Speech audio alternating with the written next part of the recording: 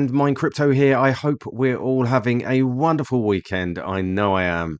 The title of the video is It's What We Don't Know. Remember, please subscribe, please hit that notification bell so that you don't miss any further videos. Remembering, none of this is financial advice. I am not a financial advisor, and any of the information provided in this video should never be used as a signal to buy or to sell. Now we've got all that out of the way, we can look at these crypto bubbles. And as we see, we're up 2 ranks to 53. When will we drop into that top 50, even that top 10? We'll have to wait and see. And as we can see, the market cap is $1.43 billion with a price of $118. We've taken a big dip over the last couple of weeks from that big rise that we saw.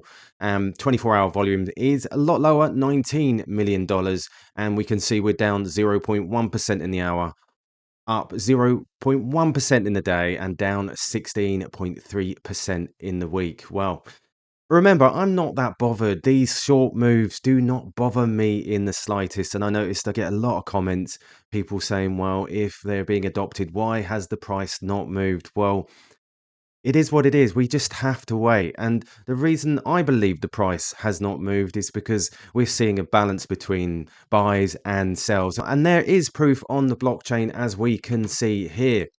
Now, I said here, I'm expecting a CB transaction to this wallet either tomorrow or the next. Probably tomorrow during the working business week. This has been very consistent over the last week or so.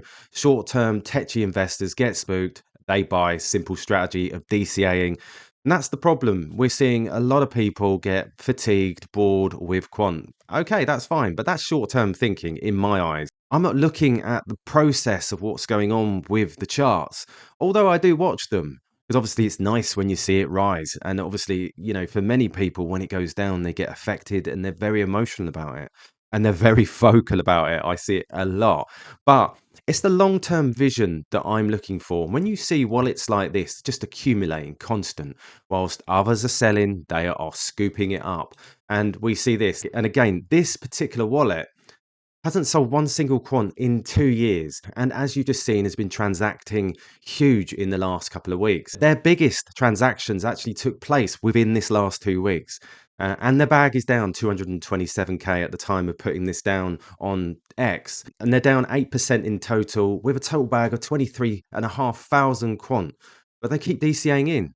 Now, I asked the question, are they expecting anything? Well, we'll have to wait and see. But I know, I have a feeling they know something and they are buying it up. As people get bored, they just keep sweeping it up. Now, I saw this from Clocky. When quant is legit being used, remember, those that are new to the quant gang, Quant Network is a white label business. They do not, I repeat, they do not need to disclose the partnerships they have with other businesses. And he's quite right, because a lot of these white labels, they're not going to disclose that they're using quant. And this is why we're seeing people buy it up in the way that they have been over the last few weeks or so. And I see this from San, and this is a while back. This was one in November 2021. And he says here, don't mistake a retrace for inactivity. Quant is expanding rapidly. Gateways are upon us with OVM marketing and NDA releases. At one point, Amazon lost more than 90% of its value, while website was growing at 2,300% per annum. To make it, buy before the sentiment turns bullish again. And these, again, absolutely right. Now, this is a bear market. This is when you'd expect the team to be working, not necessarily hyping the coin. Now, I read someone saying, oh, quant is all hype. Now, I actually think quant is absolutely the opposite of hype. They don't go out there shilling it and trying to push people to buy it. They're getting on, working in the background, doing exactly what you would think a business would do. And eventually, I'm hoping we'll see that realized value of all this hard work that's taking place in the background. As we see more and more partnerships, we're still looking for that narrative, that CBDC narrative to play out, which I believe probably will come in bits and bobs over the next few months. Now, I saw this wonderful tweet from Web3 Alert. Now, I thought this was an absolute gem because it gives you the fundamentals. It tells you why quant is so special. within this space. Now, on the surface, Quant may seem like its focus is all in on interoperability, while Quant definitely has built a unique and universal solution for enabling universal interoperability. It's not actually their main focus. Rather, it's standardization of DLT use cases. Now, I've talked about this a lot.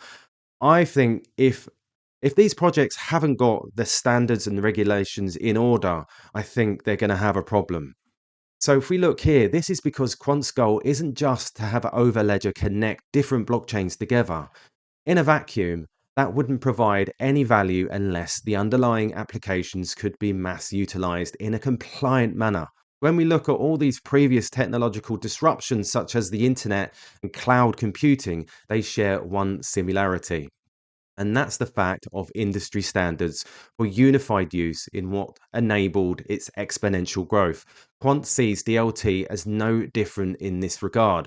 Whether it's CBDCs, digital supply chains, ESG, corporate governance, public services, or anything else in between, they may all be different industries, but at the end of the day, they all interoperate back to the unified global economy, kind of like unified ledger. This is why Quant hasn't stopped at just solving the issues with interoperability, but rather they continue to expand further and building standard frameworks for industry to truly connect together and bridge us with the rest of the legacy world. Their work with ISO TC307 is clearly visible in the 45 plus countries that are collaborating on the standard paired with other standard liaisons that have joined. The IETF had also taken SATP to become an official working group, making it all that much closer to truly being an internet scale standard. We also saw Quant get their patent approved earlier this year that they applied for back in 2017. This was approved by the US, Japan, China, and even the World Intellectual Property Organization under the United Nations. The patent will allow Quant to set a universal block time for DLT space to enable synchronization across any chain. This in return allows for multi-chain applications to be used in much more harmonized manner, as different block times can pose to be an issue with synchronizing events. But the work with standard doesn't end there.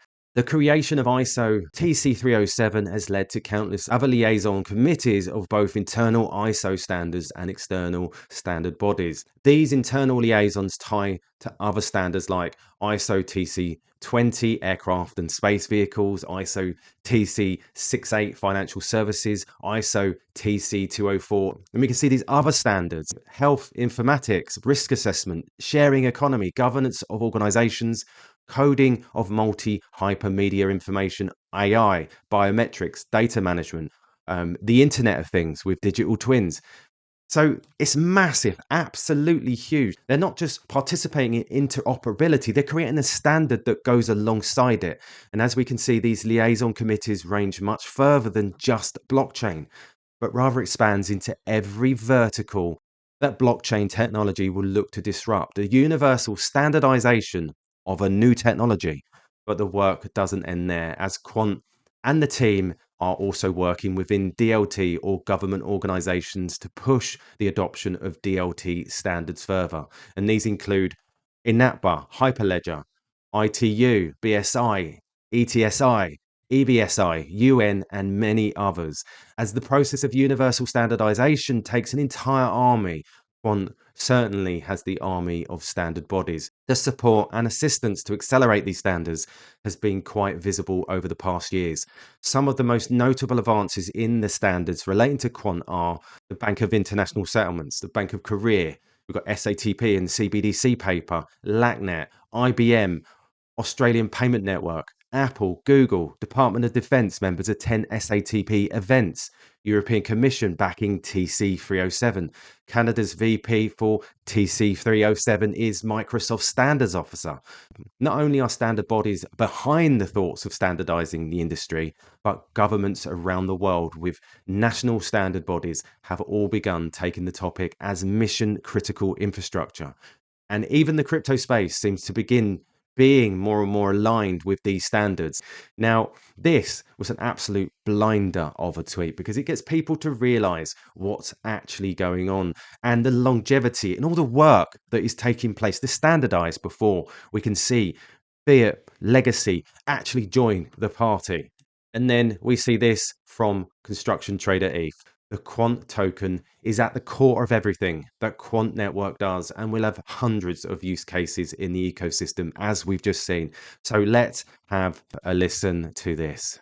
In the background, bringing enterprise and institutional use cases to the network. We have lots and lots of meetings every week with governments, with enterprise, with institutions, with clients who want to build new technology and new what we call MDApps, so multi DLT, distributed applications, on top of the network. So the QNT token is at the core of everything that we're doing. And what happens is, if you own gateways and you run this on the network, when you process transactions, you get paid in QNT. It's a great ecosystem that we're building, and this will evolve. You know, we want to make it the currency and the payment option for all the data and the transactions that are being put on the network, so people can actually trade in QNT, and it can be used for hundreds and hundreds of use cases around, AI, data. If you want to do So there you go. This is why I say I'm not worried about these short-term dips, even increases at this stage. This is why I'm here for the long term, because standardization, regulation, then Overledger, then every other tool that Quant is creating. So there you go, guys. Just a quick update. I hope you like this update. Please like and subscribe. Even share if you can, because you'll be helping me out and doing me a massive favor, so I can keep doing these daily updates. All the best, and I'll catch you later.